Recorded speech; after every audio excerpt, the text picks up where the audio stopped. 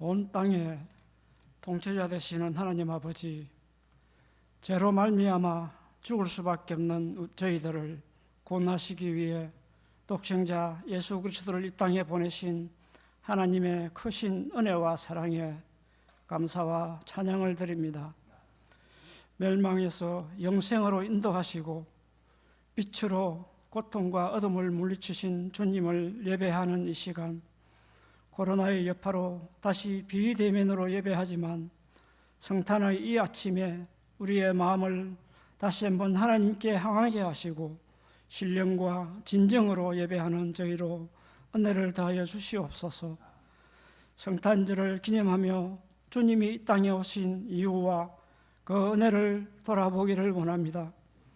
주께서는 죄 많은 이 세상을 구원하시기 위해 오셨고, 가난한 자, 병든 자를 위해 오시며 소외되고 약한 자에게 위로와 소망을 주시기 위해 오셨음을 믿습니다. 허나 우매한 저희들은 하나님의 자녀가 되는 은혜를 입었음에도 세상을 쫓아 분주하게 살았고, 주의 사랑은 베푸는 사랑이라고 입술로는 고백하면서 실제로는 사랑을 베풀며 살지 못했음도 이 시간 고백합니다.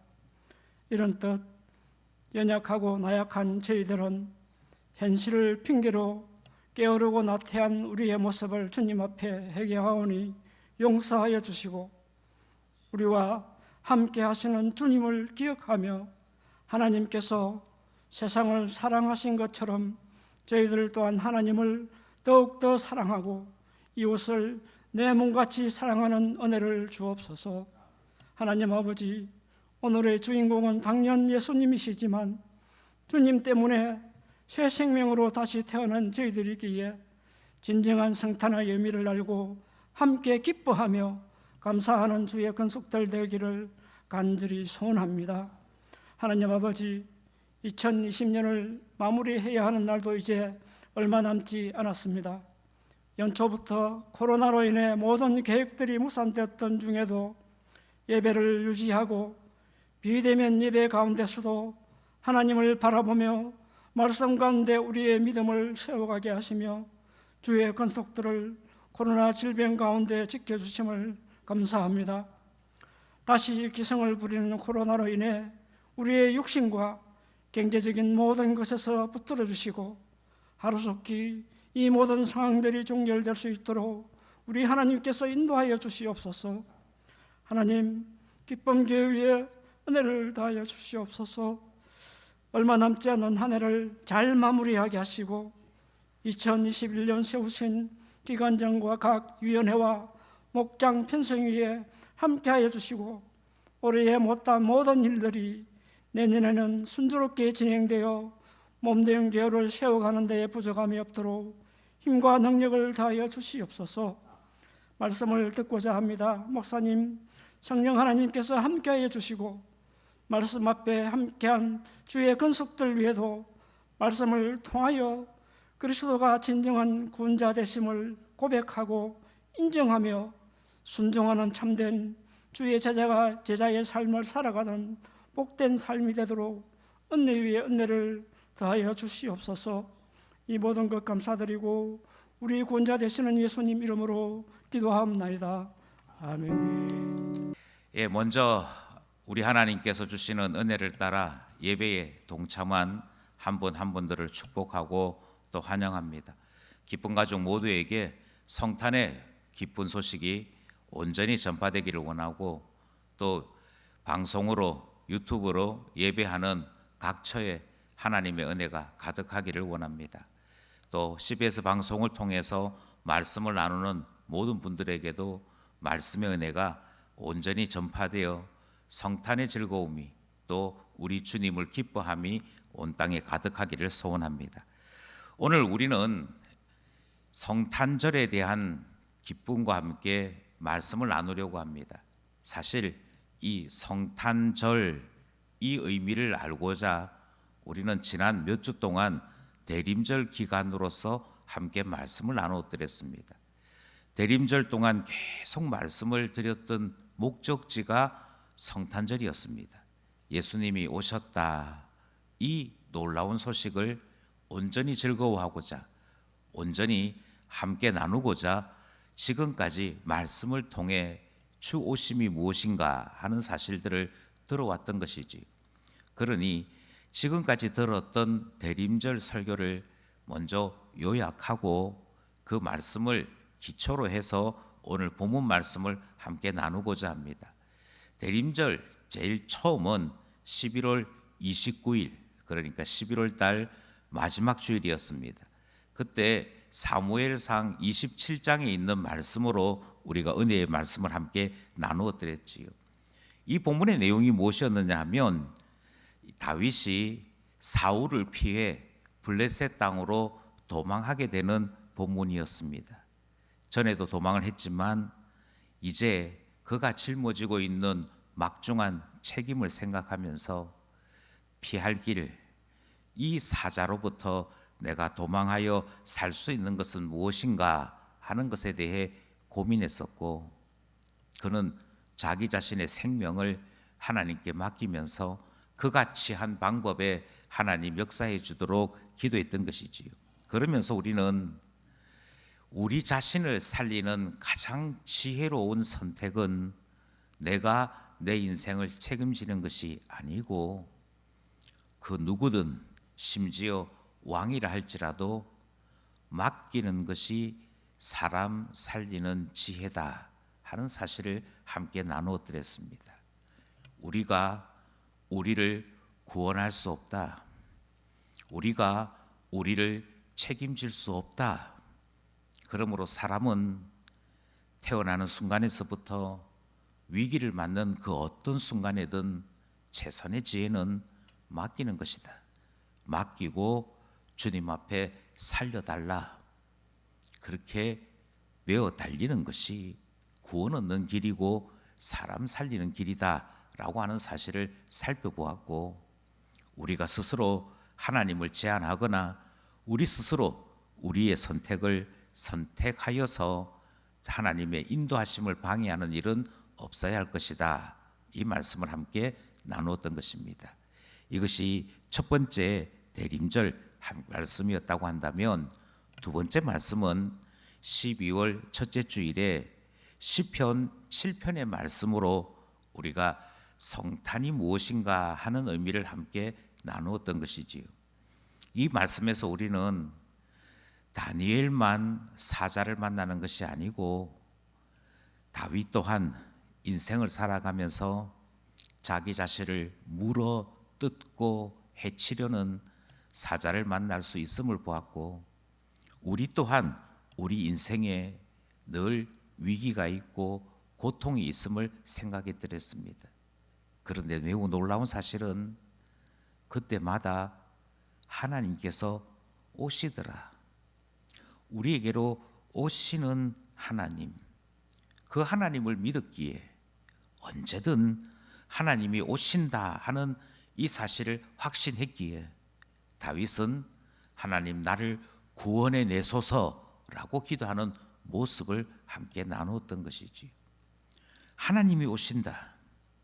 오시는 그 하나님을 믿기에 위기의 순간마다, 어려움의 순간마다 하나님 나를 구원해 내십시오 라고 강한 요청의 기도를 드릴 수 있는 것, 그것은 오시는 하나님을 믿는 사람에게서만 나타나는 모습이라 함께 나누었고요. 바로 이 기도의 모습에서 오시는 하나님을 믿느냐 안 믿느냐 그 선택, 그 모습이 나타난다 하는 사실을 함께 나누어 드렸습니다. 그러면서 우리 자신을 함께 살폈던 것이지요. 이것이 두 번째 대강절 설교였습니다. 세 번째는 12월 13일에 히브리서 말씀을 통해 우리가 함께 성탄의 의미를 나누었는데요. 이 설교를 하면서 박항서 감독 이야기를 했었지요. 박항서 감독 이야기를 하면서 고마워했던 사람도 있고 고마워하지 않는 사람도 있는데, 어떤 관계에서 사람을 대하느냐 거기에 따라 고마워하기도 하고 아니하기도 하더라. 나는 누구고 그는 누구인가를 제대로 생각하지 않으면 어떤 은혜를 입어도 고마워하지 않는다 하는 말씀을 함께 나누어 드렸습니다. 그러면서 예수 그리스도 오심이 나를 구원하심이고 내가 하나님께로부터 구원받을 수밖에 없는 존재인 것을 기억하는 자만이 오시는 주님을 기뻐할 수 있다.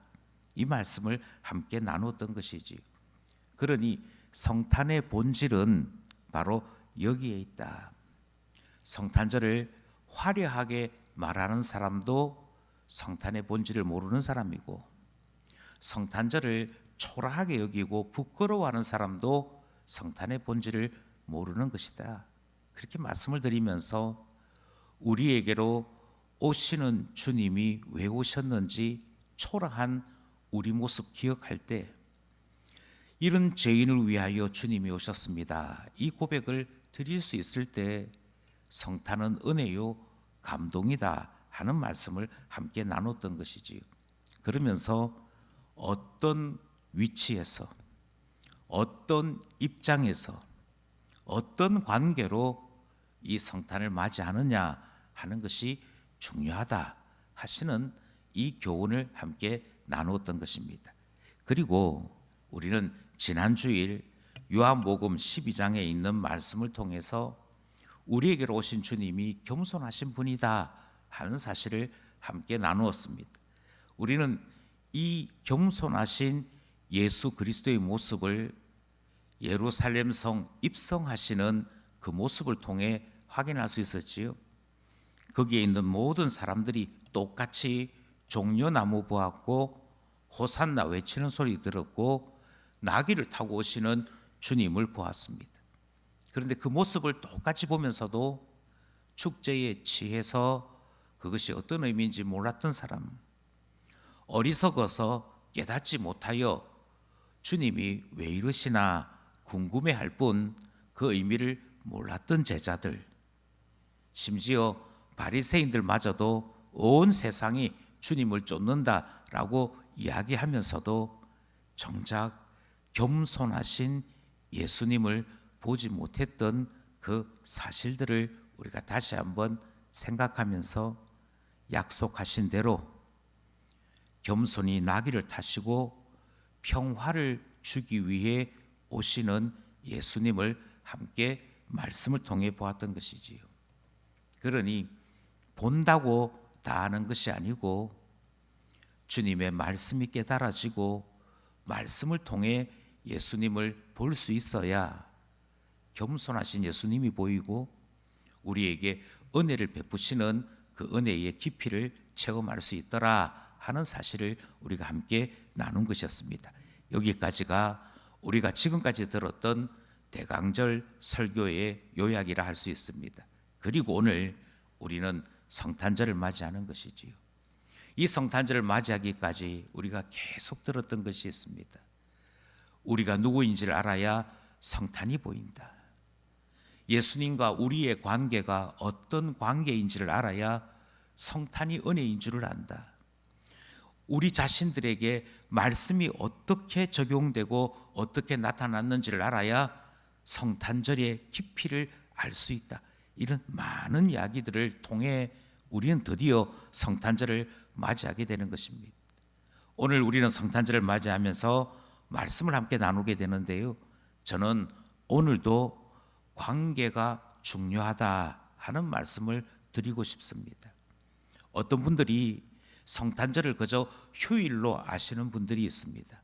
이분들에게는 그들이 성탄을 즐거워하는 모습 속에서 예수님하고 나하고 아무 상관이 없다 하는 것을 드러내고 있는 것입니다. 만약 성탄절에 예수님과 관련이 있는 사람이라면 제일 먼저 예배해야지, 우리 하나님을 높이 찬송해야지 하는 생각이 먼저 들었을 것입니다. 그런데 그것이 아니라 지금부터 길고 긴 연휴가 시작되는데 이 생각부터 드신다면 제가 분명히 말씀드립니다. 예수님과 아무 상관이 없는 것입니다. 예수님과 아무 상관이 없는 것은 주님이 오셨다 할지라도 감사하지 않기 때문입니다. 주님이 자기 자신을 내어주기 위해 오셨다 할지라도 거기에 감동이 없는 것은 관계가 이루어지지 않았기 때문입니다. 제가 더 마음이 아픈 것은 교회 바깥에 있는 사람들은 그럴 수 있습니다. 그런데 매우 놀랍게도 교회 안에 있는 교인인데, 예수 믿는 사람인데 성탄절 예배에 참여하십시오, 성탄절 예배 꼭 드리셔야 됩니다, 영상이지만 하나님은 영이시기 때문에 우리와 함께 하시니 믿음을 가지시고 꼭 예배 드리셔야 됩니다, 꼭 예배 드리셔야 됩니다, 그렇게 말해야 되는 사람들이 있다는 것입니다. 왜 이렇게 말해야 되느냐 하면 예수님과 관계가 분명하지 않다 하는 것 때문이지요. 예수님과의 관계가 분명하다면 우리는 이런 이야기를 할 필요가 없습니다. 그런데 예수님과의 관계가 분명하지 못하니 예배 드리실 거지요? 어디서 드릴 것입니까? 이야기를 할 수밖에 없는 입장이더라. 그러니 교회 다닌다고 예수님과의 관계가 분명한 것은 아니더라는 것입니다. 그렇다면 우리는 다시금 고민하는 것이지요. 이 성탄절에 예수 그리스도가 오셨는데 성탄절의 의미를 알 수 있는 사람 되려면 어찌해야 될 것인가? 다시금 말씀드립니다. 관계가 분명해야 됩니다. 죄인인 나를 인정할 수 있어야 되고, 이 죄인을 위하여 예수 그리스도가 오셨고 나를 만나 주셨다라고 하는 이것이 분명해져야 성탄은 기쁜 날이요, 성탄은 은혜의 날이라 말할 수 있는 것이거든요. 저는 이 관계의 모습이 우리에게 얼마나 소중한지 여러 차례 경험하게 됩니다. 특별히 교회 등록을 할 때 교회 등록을 하시는 분들의 모습을 보면 이분들이 교회를 어떻게 생각하는구나 하는 것을 알 수 있고, 그 관계에 따라 교회 생활이 어찌 되는지를 여러 차례 목격했기 때문이지요. 교회를 등록할 때 한번 생각해 보십시오. 교회가 곧 기독교인 분들이 있습니다.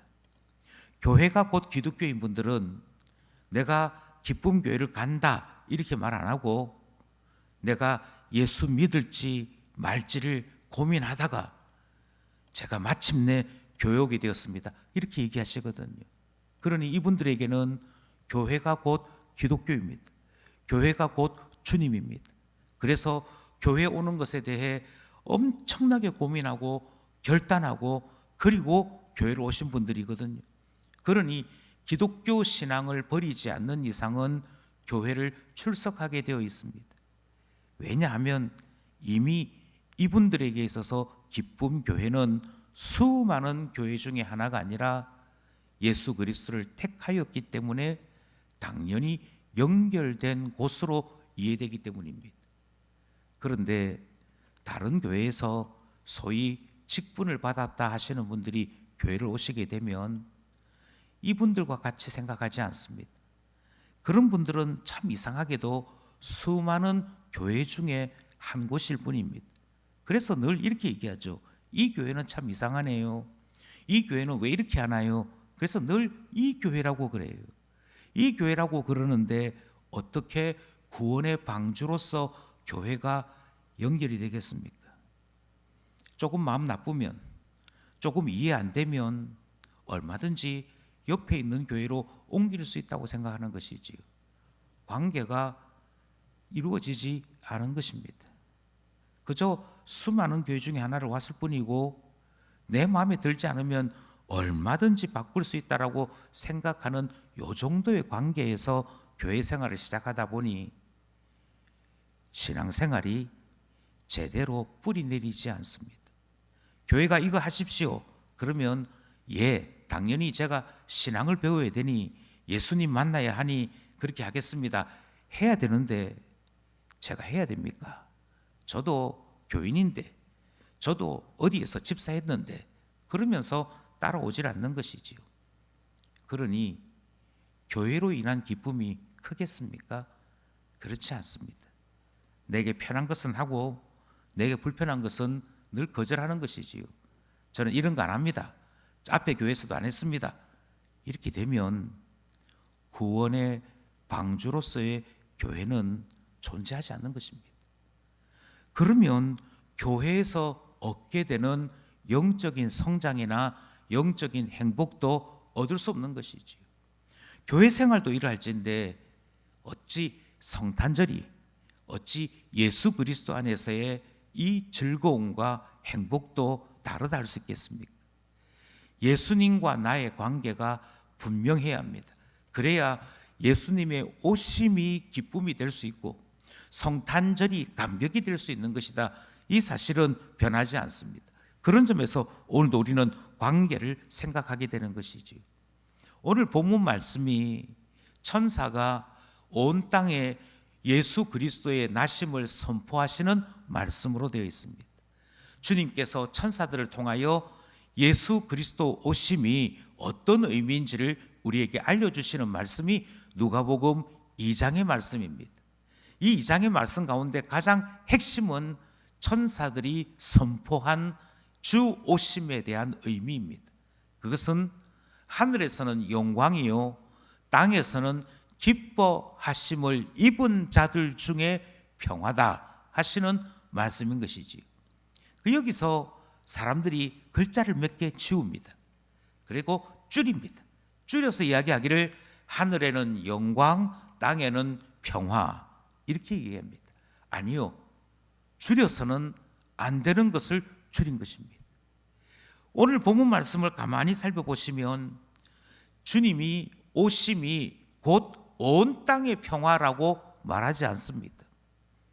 주님께서 이 땅에 평화를 주시기는 주시는데 다시금 관계가 먼저 등장을 합니다.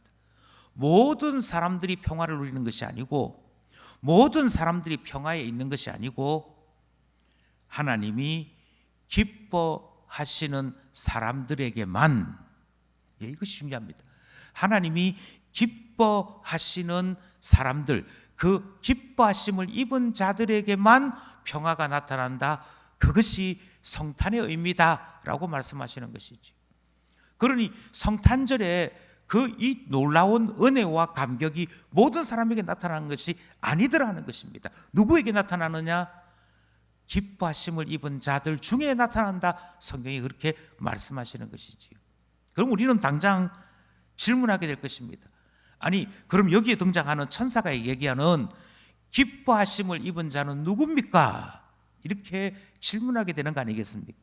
성경이 기뻐하심을 입은 자가 누구인지를 우리에게 알려주십니다. 기뻐하심을 입은 자가 누구냐? 요한복음 14장 27절에 기뻐하심을 입은 자가 누구인지를 말씀하여 주십니다. 요한복음 14장 27절 이 말씀을 성경을 가지고 계신 분들은 한번 찾아서 함께 읽었으면 좋겠다 싶습니다. 성경을 찾을 수 없는 분들은 제가 이 본문 말씀을 읽어드릴 테인데 귀를 열어놓고 마음을 열어서 함께 이 말씀에 귀를 기울였으면 좋겠습니다. 요한복음 14장 27절 말씀이지요. 평안을 너희에게 끼치노니 곧 나의 평안을 너희에게 주노라. 내가 너희에게 주는 것은 세상이 주는 것 같지 아니하니라. 너희는 마음에 근심도 말고 두려워하지도 말라. 주님께서 평안 주시는 기뻐하시는 사람이 누구인지를 요한복음 14장이 드러내고 있습니다. 내가 너에게 평안 준다. 기뻐하심을 입었기에. 그들이 누구인지 요한복음 14장을 살펴보시면 제자들이라고 나옵니다. 제자들에게 예수님이 말씀하신 것이 등장하는 것이죠. 또 있습니다. 요한복음 20장 19절에도 주님이 누구를 기뻐하시는지 그리고 누구에게 평안 주시는지 설명이 등장합니다.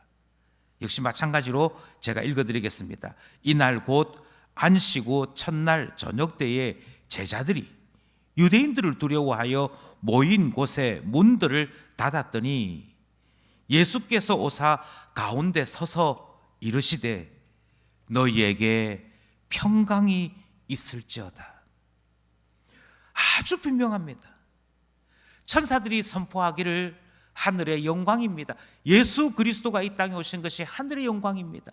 예수 그리스도가 오신 것이 기뻐하심을 입은 자들에게 평화가 될 것입니다. 그렇게 선포했습니다. 그리고 성경은 바로 그 기뻐하심을 입은 자가 누구인지를 예수님의 말씀을 통해 우리에게 전해주고 있는 것이죠. 누구냐?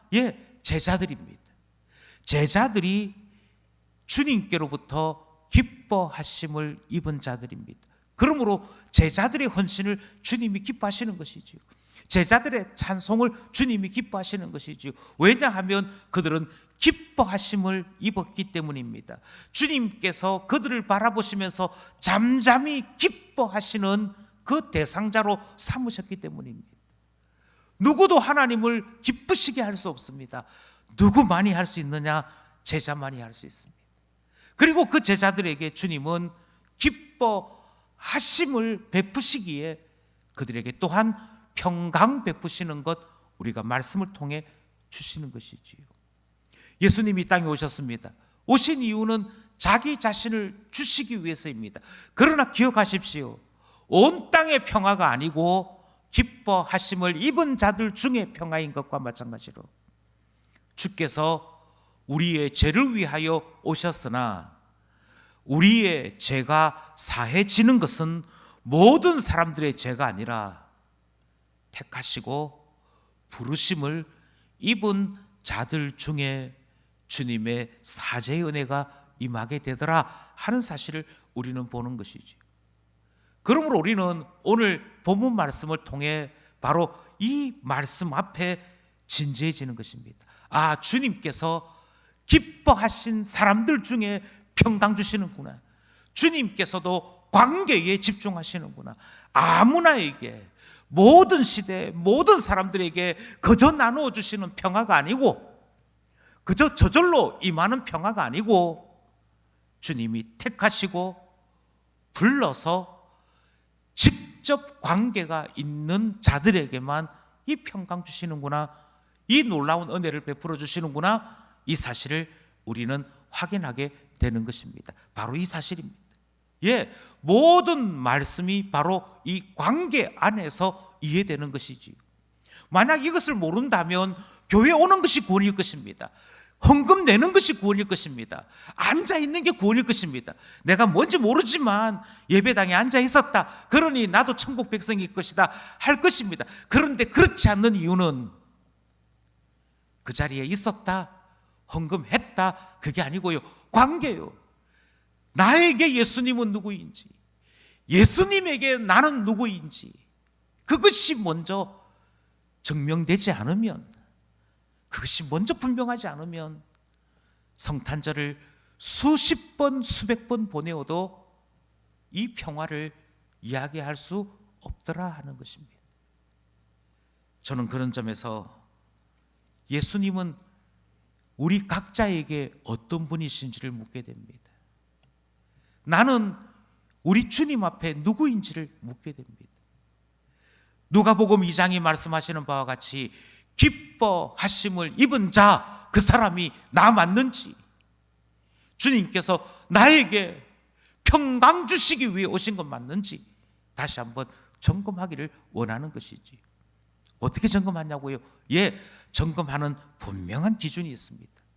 주님이 주시는 이 평강이요, 조금씩 다가오기 때문에, 조금씩 나타나기 때문에 내가 기뻐하심을 입은 자인지 아닌지를 모를래야 모를 수 알래야 분명히 알 수 있습니다. 모를래야 모를 수 없습니다. 하나님 앞에 분명하게 자기 자신을 드러내게 되는 것이지요. 제자들이 기뻐하심을 입었다라고 우리 앞에서 살펴보았습니다. 누가 제자였습니까? 어떤 자들이 제자였습니까? 그들은 예수님 앞에 재산을 바라고 오지 않았습니다. 아니, 오히려 반대였지요. 그들은 예수님을 쫓기 위해 배와 부친을 버려두고 예수님을 제일 먼저 택했습니다. 그들에게 재물은, 그들에게 재산은 주를 위해 당연히 버릴 수 있는 것이었지, 예수 믿어 내가 한몫 벌겠다 그렇게 생각한 제자는 아무도 없었습니다. 그들이 바로 제자들이었습니다. 주님을 얻는 것이 천하를 얻는 것이고 주님을 얻을 수만 있다면 어떤 것도 아깝지 않습니다. 그들이 제자들이었습니다. 예수님은 어떠하셨습니까? 예수님은 천하의 권세자들을 위해 자기 자신을 주신 것 아니었습니다. 사랑하는 자, 곧 제자들에게 주님께서 그들의 한 사람 한 사람의 헌신을 기뻐하시면서 그들에게 예수 그리스도의 이름을 주셨습니다. 이제부터 기도할 때 내 이름으로 기도해라. 내 이름으로 기도하여 하나님 아버지 앞에 간구하라. 자기 자신의 이름을 주신 것입니다. 우리식으로 얘기하자면 인감도장 맡겨주신 것이고요, 통장 맡겨주신 것입니다. 이제부터 네가 다 해라. 네가 다 관리해라. 너가 나에게 있는 모든 특권, 모든 권한 너가 이게 다 준다. 너가 마음대로 해. 그와 같은 똑같은 것이 이름 주신 것인데요, 그 이름을 누구에게 주셨습니까? 제자들에게 주셨습니다. 그 제자들을 위해 자기 자신을 내어놓으셨습니다. 죄를 용서해 주셨고 온전히 하나님 자녀 되도록 불러주셨습니다. 제자들은 예수님께 나왔습니다. 예수님은 제자들을 불러 죄인에서 하나님 백성 만들어주셨고요, 하나님 백성에서 하나님 나라 청지기로 만들어주셨고요, 하나님 나라 청지기에서 하나님과 함께 영원토록 즐거워하는 하나님 나라의 자녀로 주님 우리를 불러주셨지 않습니까? 이것이 바로 평강을 누릴 사람들이 관계 속에서 맛보는 평화의 모습들이지. 그러니 제자들에게 이 모습들이 나타나는 것은 점점 나타나는 모습이었습니다. 이게 분명해야 합니다. 어떻게 분명하냐고요? 예수님 오시기 전과 오시고 난 다음이 다른 것을 느낄 수 있는 사람은 이것을 맛보는 사람입니다. 예수 그리스도가 오시기 전과 오시고 난 다음에 주님이 오심으로 말미암아 어떤 변화가 있었는지를 이야기할 수 있어야 하더라는 것입니다. 우리는 바로 이 점에서 다시 한번 더 질문하게 되는 것이지요. 기뻐하심을 입은 자 맞습니까? 기뻐하심을 입은 자라면 반드시 평화를 맛보게 되어 있습니다. 예수 그리스도가 오셨기 때문에 그 오심으로 말미암아 누리는 그 땅 위의 평화를 맛볼 수 있게 되는 것인데, 맛보고 계신지요? 누리고 계신지요? 이 질문을 하게 되는 것이지요. 저는 이미 말씀드린 대로 이 평화는 조금씩 전진한다라고 말씀을 드렸습니다.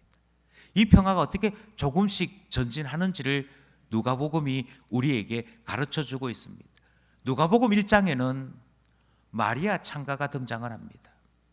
마리아 창가는 마리아가 자기 자신의 뱃속에 주님이 계신 것을 알고 그 주님의 잉태됨과 이 땅에 오심을 기뻐하면서 성령의 충만한 가운데 예언하고 기뻐하며 드리는 노래가 등장을 합니다.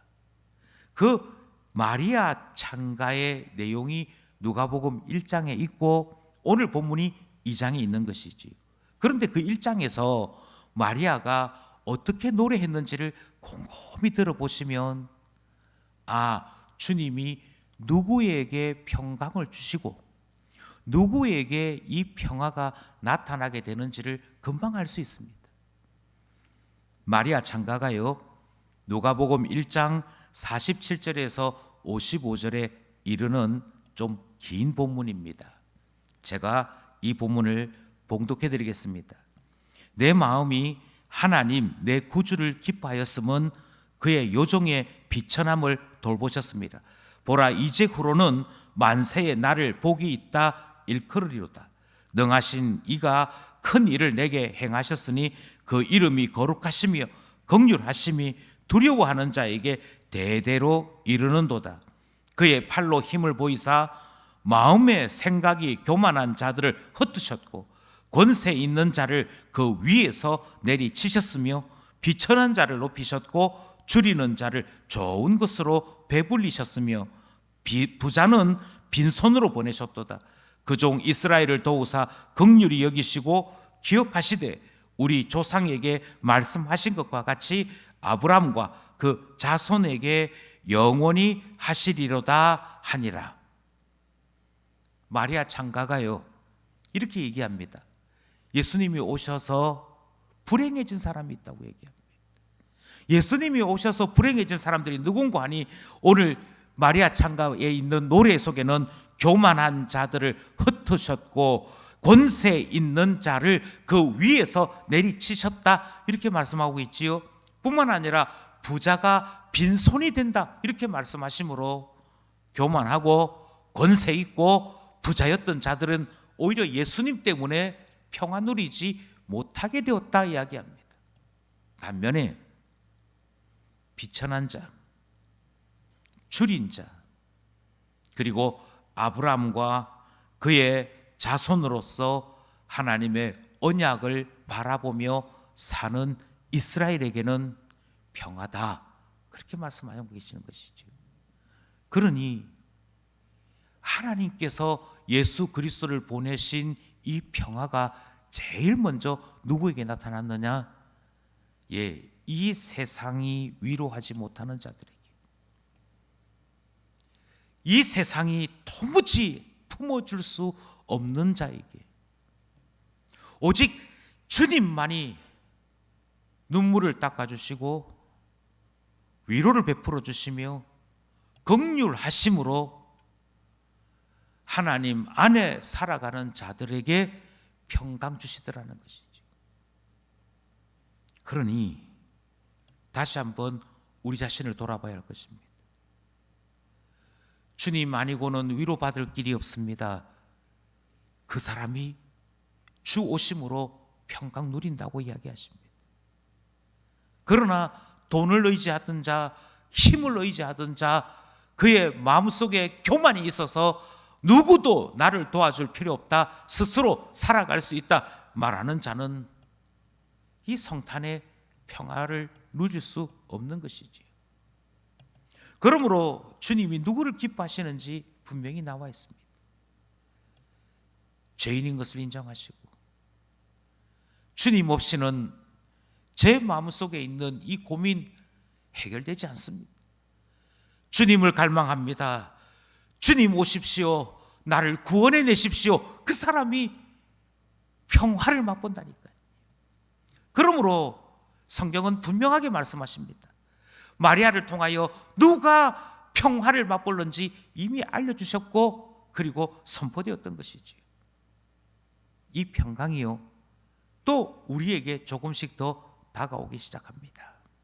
예수님께서 오셔서 이 평화를 맛보여 준 사람들이 있습니다. 아, 주님이 우리에게 평강이시라고 하시는 것이 이런 의미구나 하는 것을 깨닫도록 해주신 것이지요. 그것이 어디에 있느냐 하면 요한 1서 2장 5절에 기록되어 있습니다. 요한 1서 2장 5절의 말씀을 읽어드리겠습니다. 누구든지 그의 말씀을 지키는 자는 하나님의 사랑이 참으로 그 속에서 온전하게 되었나니 이로써 우리가 그의 안에 있는 줄을 아노라. 요한 1서 2장 5절에 이렇게 얘기합니다. 누가 하나님 안에서 평강을 맛보는 사람 되느냐? 말씀 지키는 자. 예수님의 말씀, 언약의 말씀을 기억하고 지키는 참된 이스라엘, 영적인 이스라엘이 그의 사랑을 맛보게 되고 그가 주시는 평강을 맛보게 되고 그의 안에서 위로받게 되는 것을 말씀하여 주십니다. 바로 이가 누구입니까? 제자 아니겠습니까? 경건하여 하나님의 나라를 사모하는 자들 아니겠습니까? 주님만이 제 영혼에 저의 삶에 평강 주시는 분이십니다. 주님의 말씀을 온전히 지키면서 주님이 주실 그 평강을 사모하며 기다립니다 했을 때 제자들이 바로 주님이 주시는 평강이 무엇인지를 맛보고 누리게 되더라는 것입니다. 주님이 날 이렇게 사랑하시는구나. 주님이 날 이렇게 도와주시는구나. 예, 그렇습니다. 예수 그리스도 오심으로 이 땅에 임하는 평화는 선언적인 평화가 아닙니다. 점점 나타나는 것이고 점점 드러나는 것이고 점점 권세를 보여주시는 것이지. 특별히 이 평화는 바로 말씀을 지키는 자들에게 나타났고 제자들에게 나타났더라 하는 것이죠. 그러므로 이 평화는 자꾸만 다가오는 것입니다. 다가와서 제자들에게 나타났더니, 말씀을 지키는 자들에게 나타났더니 더 충만히 나타나는 것이지요. 성령님을 통해서요. 성령께서 이 평강이 무엇인지, 성령님께서 이 평화가 무엇인지를 깊이 느끼도록 하십니다. 온전히 느끼도록 하십니다. 아, 예수님이 오신 것이 이래서 평화이구나. 그것을 성령님이 알려주시는 것이지요. 그 말씀이 로마서 8장 1절 2절에 기록되어 있습니다. 로마서 8장 1절 2절. 그러므로 이제 그리스도 예수 안에 있는 자들에게는 결코 정죄함이 없나니, 이는 그리스도 예수 안에 있는 생명의 성령의 법이 죄와 사망의 법에서 너를 해방하였습니다. 결코 정죄함이 없나니, 우리의 평화를 깨뜨렸던 정죄, 나를 뒤흔들던 그 정죄, 그것이 성령 안에서 사라집니다. 사람들이 무엇이라 말하든지 간에, 사람들이 무엇이라고 얘기하든지 간에, 주께서 성령 하나님을 통하여 우리에게 베풀어 주시는 그 평강이 임하게 될 때, 죄와 사망의 법에서 살고 있던 우리가 성령 안에서 삶으로 바뀌게 될 때, 우리 안에 해방, 자유, 평화, 기쁨, 그것이 나타난다고 말씀하고 있는 것이죠. 제가 이렇게 이야기할 때 어떤 분들은 맞아요 하시는 분들이 계실 것입니다. 맛본 분들은, 이미 이것을 경험하신 분들은 아, 맞아요, 주님이 오심으로 우리에게 말씀 가운데 임하는 평화, 우리가 성령 안에서 누리는 이 평화, 그래서 세상은 요란하고 세상은 전쟁 가운데 있을지라도 주님이 내게 주시는 이 평화는, 이 구원은, 이 놀라운 은혜는 그 누구도 흔들 수 없습니다. 이렇게 고백하며 나가게 되어 있는 것이지요. 맛보았기 때문에 그렇습니다. 예수 그리스도께서 오심으로 이 땅에 평화가 임하게 되고, 예수 그리스도가 오심으로 이 땅에 평화가 나타나게 되었는데요, 다시 말씀드립니다. 점점 내게로 다가옵니다. 점점 더 깊어집니다. 깊어지고 깊어집니다. 어느 정도까지 깊어지느냐? 우리가 그 평강 가운데, 우리가 그 위로 가운데, 우리가 그 충만한 가운데 우리의 모든 삶이 넉넉히 위로받을 만큼 주께서 주시는 평화는 분명하고 확실한 것입니다. 주 안에 있는 자에게, 기뻐하심을 입은 자들에게 주님은 이미 나타내셨고 보이셨고 드러내신 줄 믿습니다. 그리고 우리는 또 한 가지를 고백하게 되는 것이지요. 우리는 성령께서 주시는 이 평강을 맛보아 알고 있습니다. 그리고 성령이 충만할 때 우리는 얼마나 기뻐하고 얼마나 놀라워하는지를 모릅니다. 그러나 한 가지 기억하실 것은, 아직 이 평화가 이 땅에, 온 땅에 충만한 것은 아직 아닙니다. 이것은 주 예수 그리스도께서 주시는 평강이 우리에게 다가왔고 나타난 것이 분명함에도 불구하고 여전히 진전해야 될 일이 남아있음을 의미합니다. 며칠 전 우리는 김영순 권사님의 어머니 장례식을 치루었습니다. 맨 마지막 화관 예배 때 요한계시록 14장의 말씀을 함께 나누어 드렸습니다. 지금 이후로 주 안에서 자는 자들은 복이 있다 하시는 말씀을 들었지. 왜 지금 이후로 자는 자들이 복이 있다 하실까요? 그것은 우리 육체는 아직도 연약하기 때문입니다. 성령에 충만할 때 성령의 권능을 입고 성령으로 즐거워하는 것이 있습니다만, 그럼에도 우리에게는 여전히 늙고 병들고 눈물이 있고 고통이 있는 이 세상을 살고 있습니다. 주님의 평안은 내게 왔으나 온전하게 온 것은 아닙니다.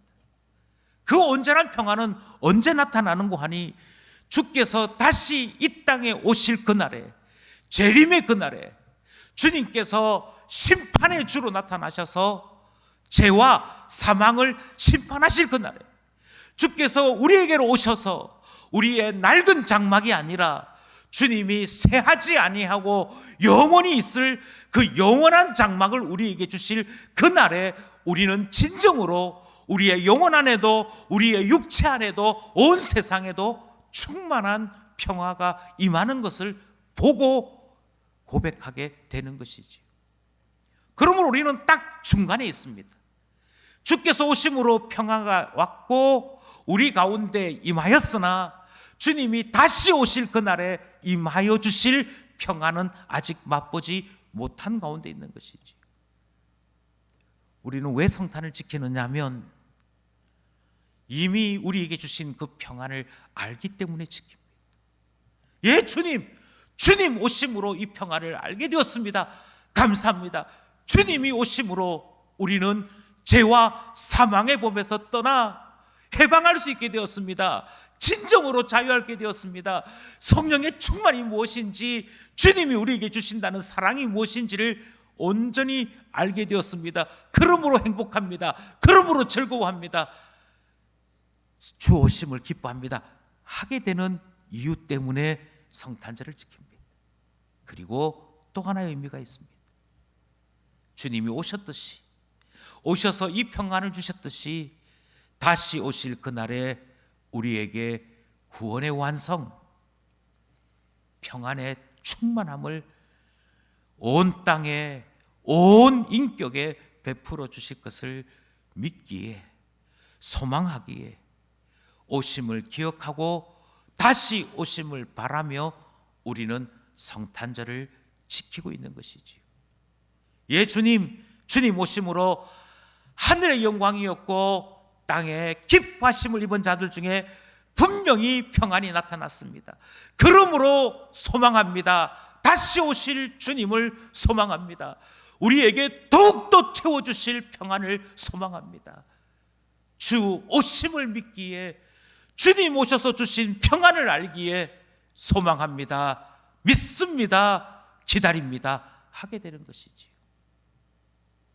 그러므로 저는 다시 한 번 더 성탄 아침에 이 말씀을 통하여 주님의 음성을 다시 한번 전하고자 합니다. 우리에게로 오신 주님이, 오셔서 기뻐하심을 입은 자들 중에 평화를 전하신 주님이 묻고 계십니다. 확인하고 계십니다. 장차 임할 평화까지 주님 오심으로 우리에게 나타내실 그 온전한 평화까지 소망하는지, 주 안에 있는 자이기에 더욱더 주 안에 있기를 원하는 기뻐하심을 입은 자 맞는지를 묻고 계신 것이지. 이 질문 앞에 예, 주님 평화를 합니다. 평화를 맛보았습니다. 죄사함을 맛보았습니다. 해방을 맛보았습니다. 그러므로 주 오셔서 이루실 온전한 구원을 소망합니다. 고백하는 우리 모두가 되기를 원하는 것이지. 주 오심을 기뻐하는 이 놀라운 소식이, 기뻐하심을 입어 평화를 맛본 기쁜 가족들에게 충만하기를 원합니다. 다시 오실 주님을 소망하는, 이 땅에서 눈물 흘리는 하나님 백성인 기쁨 가족들에게 충만하기를 원합니다.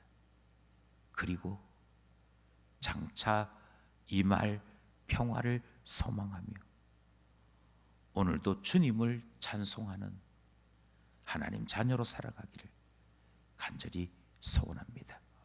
기도드리겠습니다.